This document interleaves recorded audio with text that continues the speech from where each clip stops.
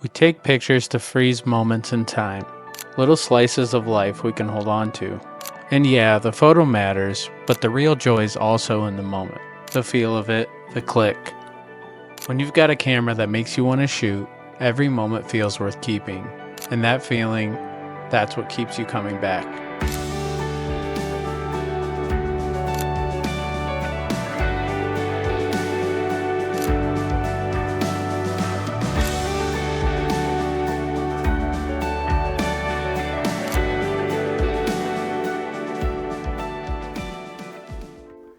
If you've watched any of my recent videos, you know I've been on the lookout for the ultimate everyday carry camera.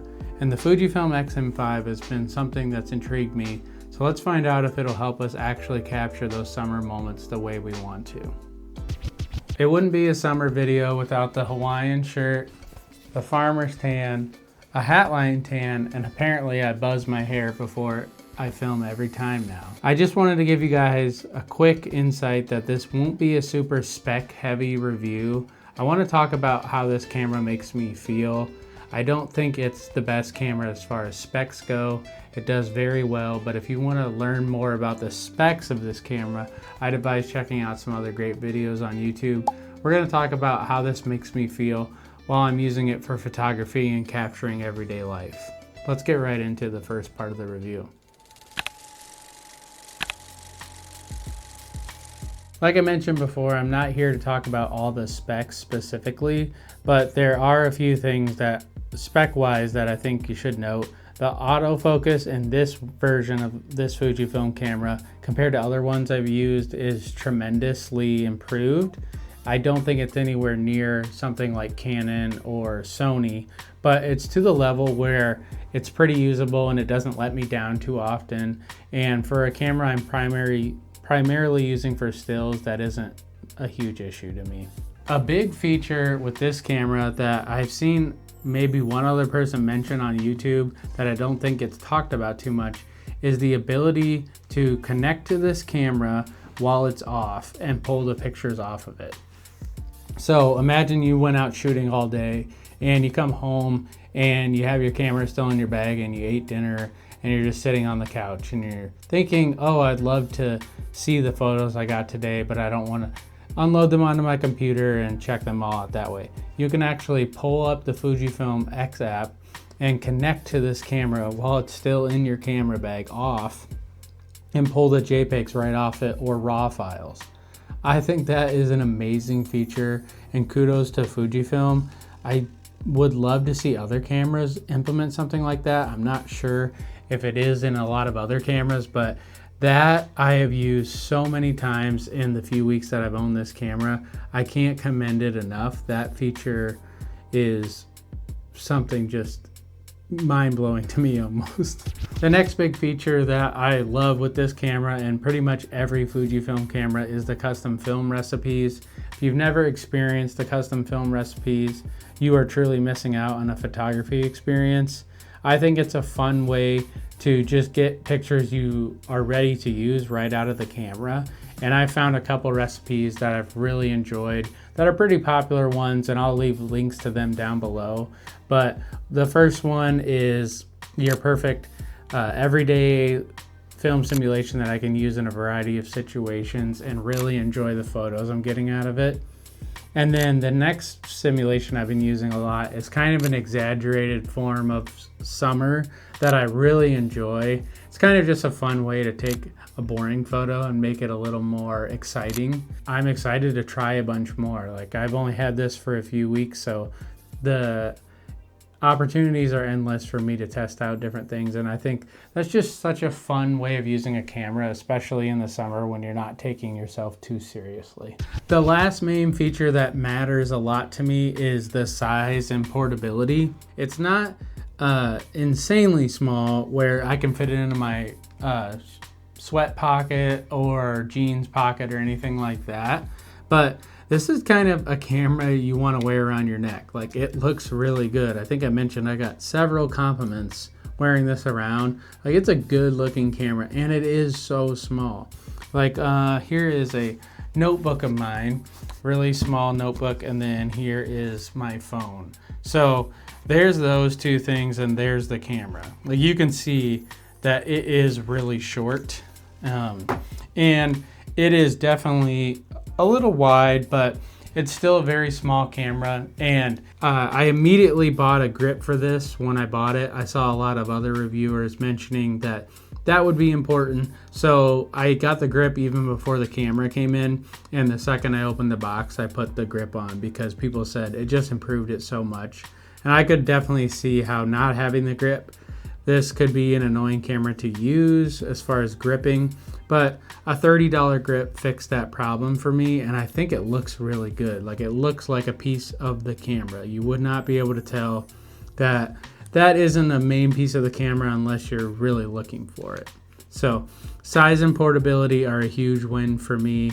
I don't want this whole review to just be me in studio talking and showing you a few pictures on screen. So I want to show you guys some clips I got over the Memorial Day weekend with my fiance and hanging out with our family. And we went on several road trips where I took this to a bunch of different places. And it was basically hanging around my neck all weekend or in my camera bag, ready to use. So let's take a look at some real world examples where you guys can see the content that you can make with this.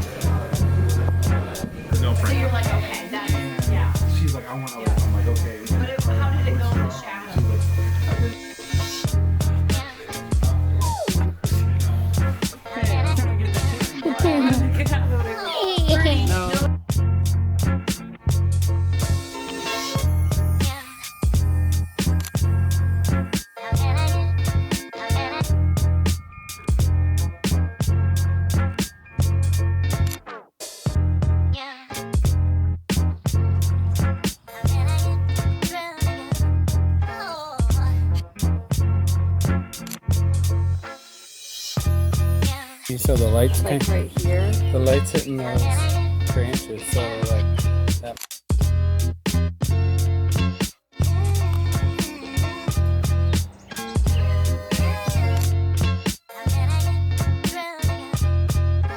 Like this.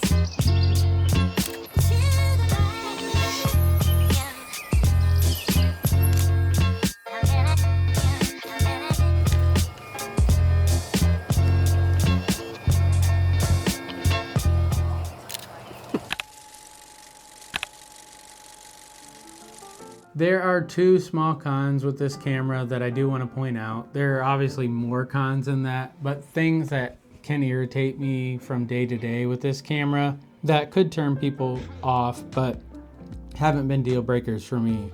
But the first one is the film simulation dial, like I mentioned. That is a really cool feature for some people, but for me, I'd like to just set as many custom recipes as I can. The film simulation dial essentially lets you set it to custom mode, and then it has the Fujifilm base recipes that you can switch between, but you can't customize those base recipes in any way. So changing those, even if you have it on a custom setting, will change the film simulation to whatever it wants to do. So I mostly leave that on the custom mode and set my 1 through 3 with my film simulations that I'm messing around with, and then I use C4 for a video mode. So that is a small nitpick. I'm still able to get 3 film simulations on there, and honestly, I'm not normally using more than that, but it would be cool to have the ability to save more than that and be able to test out a lot more at once. A final con that I don't know if it'll make it into the video or not is the lack of IBIS. I have not really focused on using this for video very much, so it hasn't been much of an issue for me, but that was kind of the biggest thing keeping me away from this camera, was the ability to shoot video with it. It produces really amazing video, but the stabilization isn't there. I am not walking around in my daily life vlogging myself very often. I would much rather take photos every day than shoot clips of myself every day. The idea of a vlog camera is great if you're going to vlog, but for me, I shoot and post maybe 6 to 7 vlogs a year, and I want the best quality camera for vlogging when I do that. For photo, it's more about the portability, how it makes me feel. So the lack of IBIS for video, I wouldn't necessarily recommend this for a video first camera unless you plan to sit it on a tripod for a majority of its life. At the end of the day, the right camera for you isn't necessarily the one that's perfect, because the perfect camera doesn't exist. There's always going to be a new camera that comes out with better specs, but it's probably not going to do every single thing you want to do perfectly or be the size you want it to be. The camera companies are really smart at releasing things in series of updates and marketing to different audiences that can always draw your eye over. But there's no camera that's truly perfect, at least in my opinion. What I've done is try to find one that sparks joy, and this definitely does that for me. I look at the photos taken with this, and it makes me want to carry this camera with me everywhere and take more photos. That's what I want my camera to do, and that's what the X-M5 is doing for me this summer so far. If you made it this far, I really appreciate you guys watching. I know this isn't the most in-depth review, but I want to talk about cameras in a maybe a little less serious way than a lot of the content I watch.